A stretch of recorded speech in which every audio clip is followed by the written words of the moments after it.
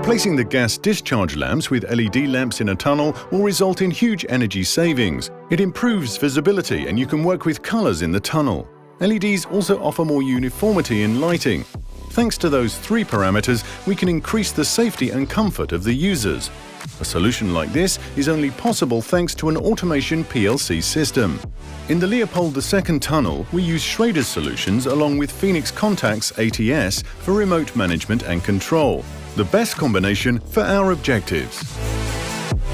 The Leopold II tunnel will be renamed the Annie Cordy Tunnel upon its reopening. The renovation of this tunnel is a very ambitious and interesting project. The tunnel is in constant use. That means we work at night and reopen the tunnel every morning.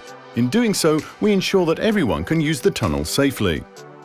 We work closely with all stakeholders, both in terms of construction and with the electromechanical teams who are renovating the tunnel with us, but also with the suppliers, such as the one for the FV32 that you can see here. They're supplied by Schréder and controlled by the ATS from Phoenix Contact. We worked closely with Schréder and Phoenix Contact throughout the project. We met twice a week.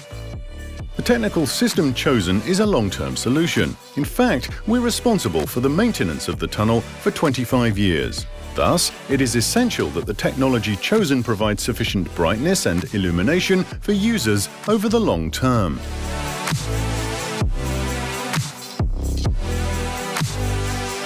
In this tunnel, we also chose a setting with 6 ATS systems along the entire length of the tunnel. This is in order to control the lighting in the tunnel as efficiently as possible. Thanks to the touchscreen and automatic addressing of the system, it's very easy for maintenance technicians to detect errors, locate in the tunnel, and repair or replace the affected luminaire. After which, via the touchscreen, the system can be placed back in normal mode.